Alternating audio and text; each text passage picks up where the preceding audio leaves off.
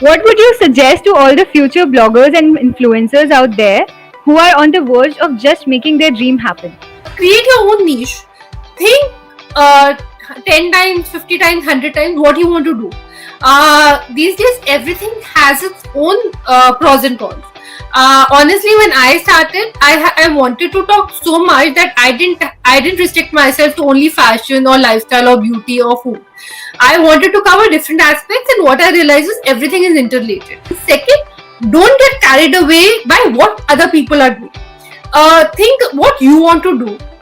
Hear your heart out and accordingly activate yourself. If you do it right, there'll be thousands of people who would want to do the same thing that you are doing. So do what you want to do. Don't just copy anyone just because that is a hit form. What do you think about this? I agree with all the things that Shilpa said, and I think a few things which I want to add on is just an emphasis on what she says. Don't copy others, because I see so many bloggers out there who just blatantly go, copy each other. Like, for example, like there's somebody I know who's very fond of a certain famous blogger. Now what she does is she screenshots her pictures, dresses like her, poses like her. And you're not being yourself, you're trying to be somebody else. Then I've even seen bloggers. I know so many people, both men and women, who are influencers or bloggers. They copy paste quotes from the internet.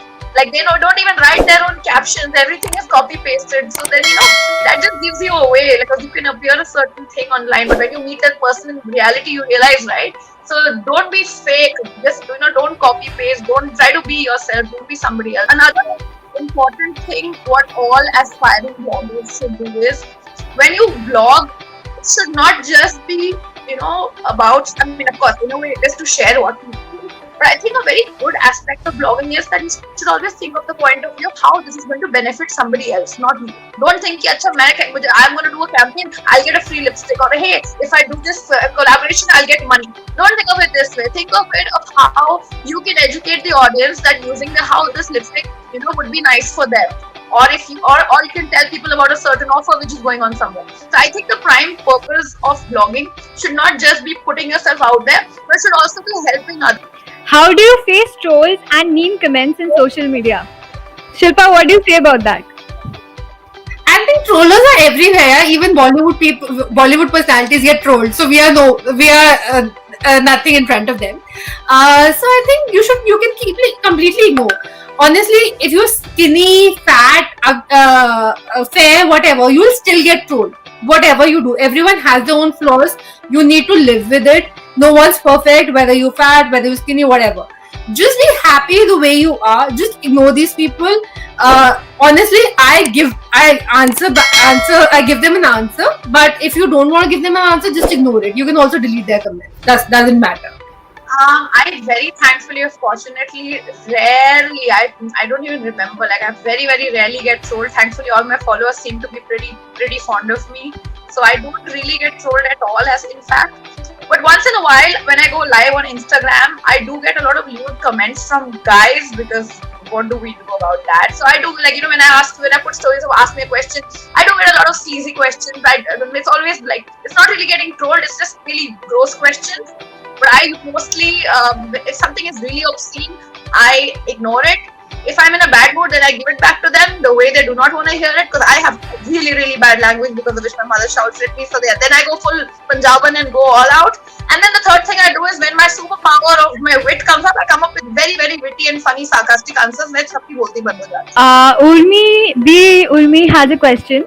Has COVID-19 acted as a boost for all the viewers and influencers, as more and more users were locked inside of their houses, depending only on our social media sites and OTT platforms to survive? COVID-19 has, yes, acted as a boost for all the viewers, because obviously the viewership increased in the initial time, and everyone was looking at different sources of entertainment, because there were no episodes, no fresh episodes on TV. People were on OTT platform looking at different sources of entertainment.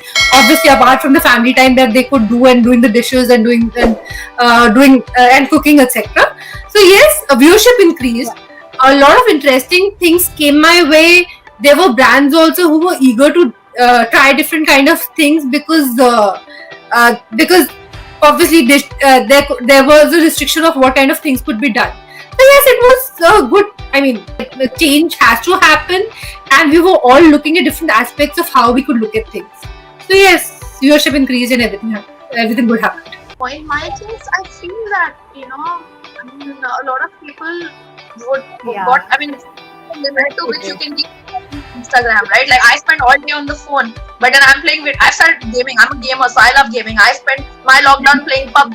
Final Fight. I like from the moment I wake up, I play games. For me, Instagram is for बाद में सोने से पहले देखेंगे. I'd rather play game. And so then I think it depends on like my mom has taken to shows. Like my mom, my two cousin brothers, and my Masi. They do not. They were not too much into. I mean, my cousin brothers are movie buffs, but my mom wasn't too much of a movie buff. She was always into going to the theater and watching movies with me. But now, ever since the lockdown, my mom only watches shows and TV. So I think everybody's taken to something or the other, but it's not necessarily social media because I mean, even if I follow a bunch of people on social media, how long will I keep staring at them? How long will I stalk them? Right?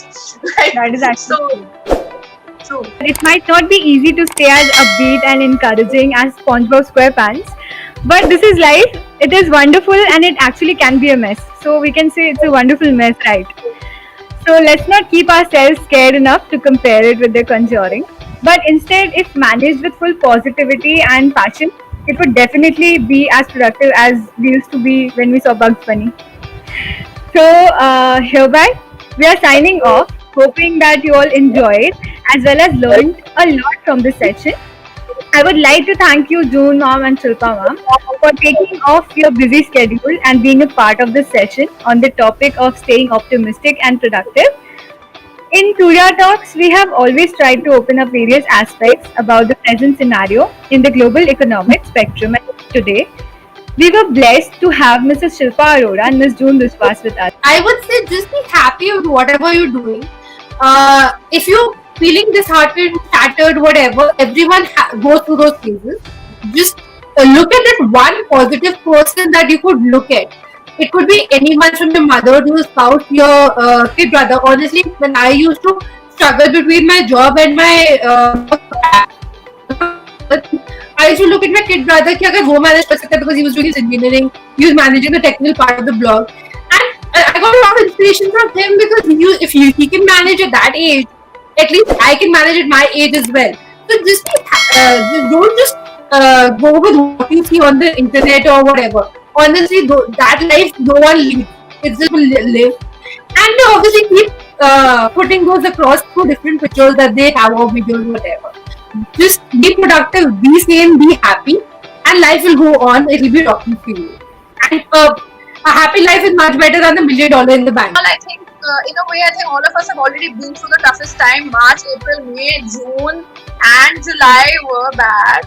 But I think now, finally, the country has been easing up. Things are getting better. I know the cases are still increasing. We're all in fear, but overall, things are opening up. So, slowly, somewhere there is some positivity. Things are beginning to look better. And hopefully, in a month or two, the situation should improve. Hopefully, fingers crossed, there should be a vaccine. Things will get better. So, I think mostly we all made it through. The toughest times are over. Everything's gonna get better. So just be happy, be cheerful. Everything's gonna be fine. Hopefully, New Year's Eve, not New Year's Eve, maybe by Diwali we'll all be done to a little bit. Maybe we'll be celebrating Diwali wearing masks, but it's gonna be Diwali. Let's hope for the best. Let's see.